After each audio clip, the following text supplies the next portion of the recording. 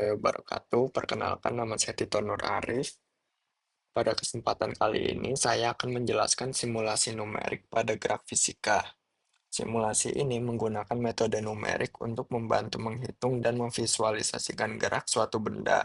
Tujuan utamanya adalah agar perhitungan fisika yang rumit bisa dipahami dengan lebih mudah.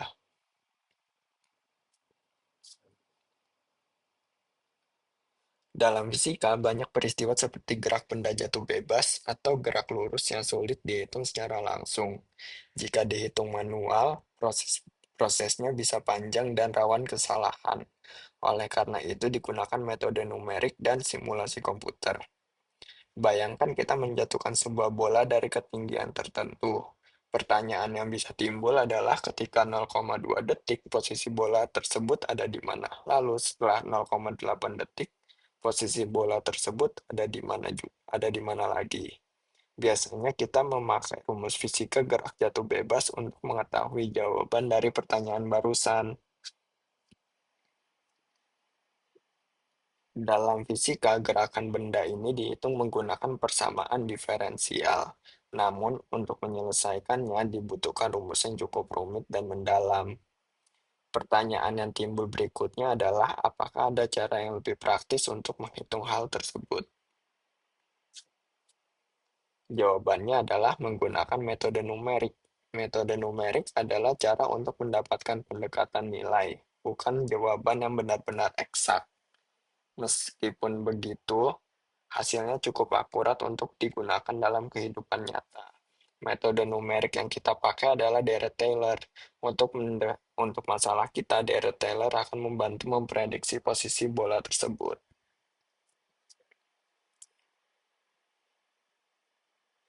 Bagaimana cara kerjanya? Bayangkan kita sedang naik mobil. Kita tahu posisi, kecepatan, dan percepatan kita saat ini.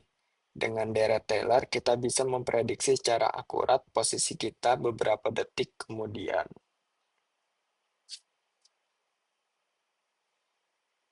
Jika kita menghitung posisi benda setiap waktu secara manual, prosesnya sangat lama. Selain itu, semakin kecil selang waktunya, semakin banyak perhitungan yang harus dilakukan.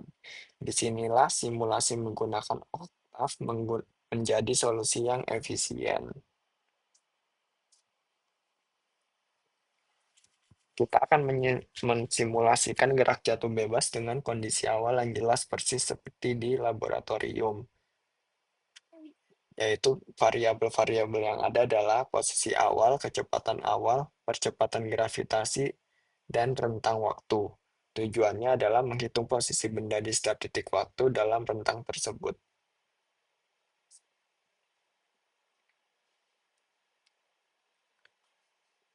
Sebelum simulasi dimulai, beberapa nilai awal harus ditentukan. Contohnya adalah posisi awal, kecepatan awal, dan percepatan.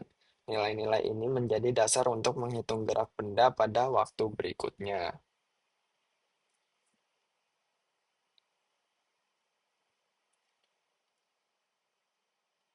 Grafik ini memperlihatkan hubungan antara waktu dan posisi benda.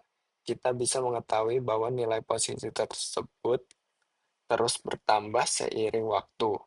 Ini menunjukkan bahwa benda benar-benar bergerak sesuai hukum fisika.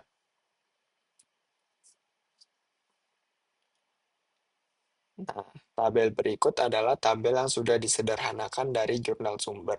Dari tabel ini, pernyataan kita tadi terkait posisi bola ketika di 0,2 dan 0,8 detik bisa terjawab.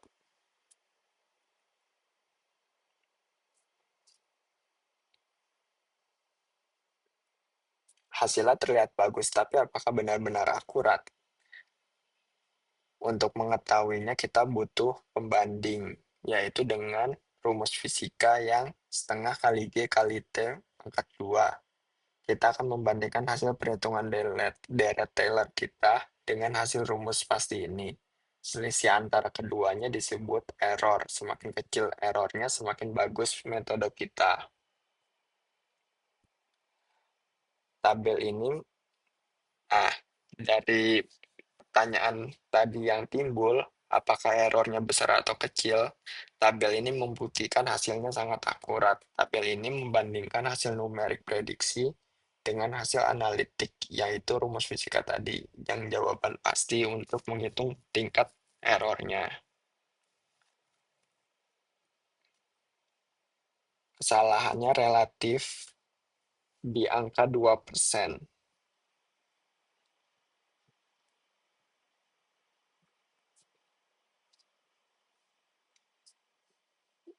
Jadi apa gunanya semua ini? Kita membuktikan beberapa hal penting.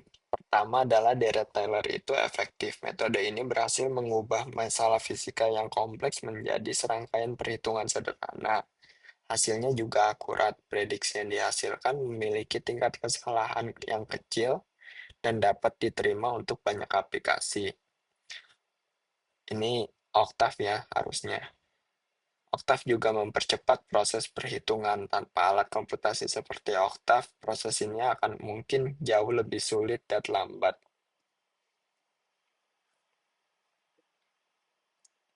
Kesimpulannya, simulasi numerik merupakan alat yang sangat berguna dalam perhitungan fisika dan lainnya. Metode numerik dapat membantu menyelesaikan masalah gerak dengan lebih efisien. Dengan bantuan komputer, konsep fisika seperti tadi bisa menjadi lebih mudah dipahami dan divisualisasikan. Mungkin sekian presentasi dari saya. Wassalamualaikum warahmatullahi wabarakatuh.